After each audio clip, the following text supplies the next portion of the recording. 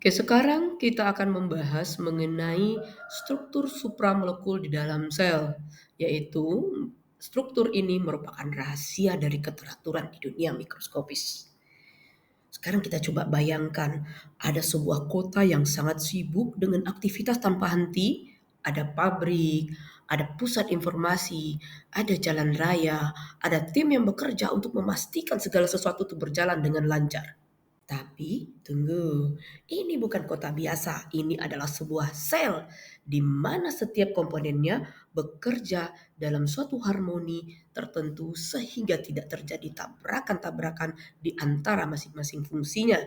Dan struktur-struktur ini kita sebut sebagai struktur supramolekul.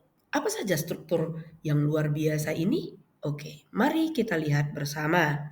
Yang pertama, ada ribosom. Ribosom ini kita sebut sebagai pabrik protein sel.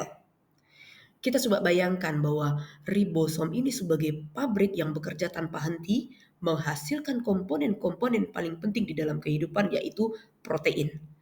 Tanpa protein, tubuh kita tidak akan bisa membangun otot, enzim, bahkan hemoglobin untuk bisa membawa oksigen di dalam darah kita.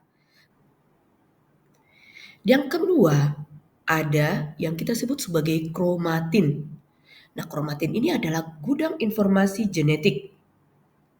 Coba kamu bayangkan, jika kamu memiliki buku setebal 3 miliar halaman, tapi harus disimpan dalam bentuk yang kotak kecil sekali tanpa membuatnya berantakan.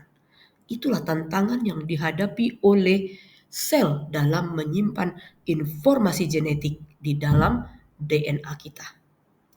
Tapi sel tentunya punya solusinya, yaitu dalam bentuk kromatin. Apa itu? Nah, kromatin itu adalah DNA yang dililit-lilit. Dia melilit protein histon sehingga membentuk struktur yang sangat kompak, tetapi dia tetap dapat diakses pada saat informasi genetik itu dibutuhkan. Kalau misalnya mau dibayangkan, bayangkanlah seperti ketika ada satu batang besi kemudian dililit dengan kabel kecil-kecil serapi mungkin. Nah, kira-kira seperti itulah dia tersusun. Atau jika kita ingin membayangkan yang lain, seperti putaran kaset pada zaman dahulu kala. Di tengah-tengahnya ada bulatan, kemudian ada pita-pita kaset yang menggulung sangat kecil dan sangat rapi.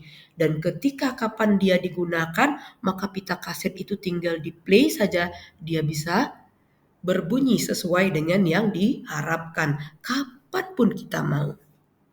Jadi tanpa kromatin, DNA kita akan kusut dan kacau. Dan yang berikutnya adalah membran sel. Membran sel itu merupakan merupakan pelindung dan pengatur lalu lintas. Jadi dia merupakan gerbang, ini boleh masuk, ini tidak boleh masuk. Bayangkan suatu kota tanpa gerbang, maka semua orang akan bisa masuk keluar tanpa ada aturannya. Tapi untungnya sel ini memiliki membran yang bertindak sebagai penjaga gerbang di kehidupan ini. Nah, membran ini terdiri dari lipid bilayer yang nantinya fleksibel sebagai tembok transparan dari sel tersebut. Dengan adanya protein-protein membran juga di dalam membran sel tersebut yang berperan sebagai penjaga pintu yang memastikan bahwa hanya zat-zat yang dibutuhkan saja yang bisa masuk ke dalam sel. Tanpa membran sel, sel akan kehilangan kendali atas lingkungannya dan dia tidak bisa bertahan hidup. Baik, itu hanya beberapa dari contoh-contoh beberapa kompleks supramolekul yang penting di dalam sel. Nah, luar biasa bukan? Struktur supramolekul ini bekerja di dalam sel, terorganisir dengan sempurna, dan kemudian mereka berusaha untuk memastikan semua proses ini bekerja dengan baik.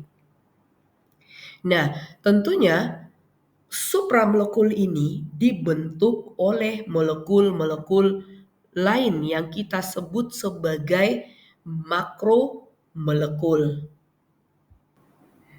Oke, pernahkah kamu berpikir bagaimana supramolekul itu bisa terbentuk di dalam sel?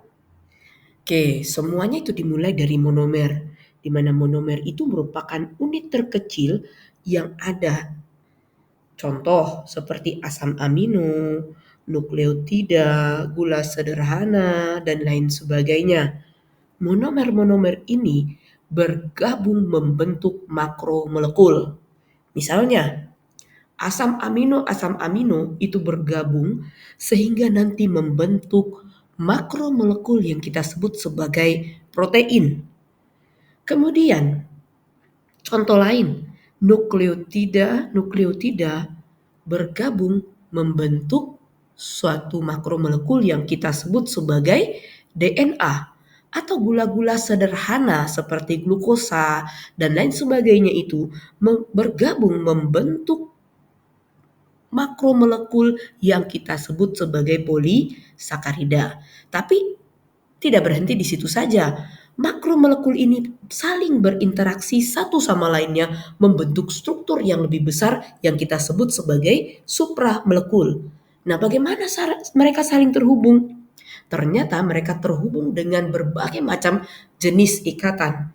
Ada ikatan hidrogen, ada interaksi ionik, ada interaksi hidrofobik, ada gaya van der Waals, dan lain sebagainya. Sebagai contoh, membran sel. Tadi sudah kita jelaskan bahwa membran sel itu ada fosfolipidnya dan juga ada proteinnya. Jadi makromolekul lipid dan juga protein saling menata ulang sehingga terbentuklah dia membran sel yang mengatur lalu lintas zat keluar dan masuknya. Jadi perjalanan kehidupan dari supramolekul ini dimulai dari monomer-monomer atau unsur-unsur pembentuk kecilnya yang bergabung membentuk makromolekul. Dan makromolekul-makromolekul ini berinteraksi membentuk supramolekul yang memungkinkan sel bekerja luar biasa. Keren bukan?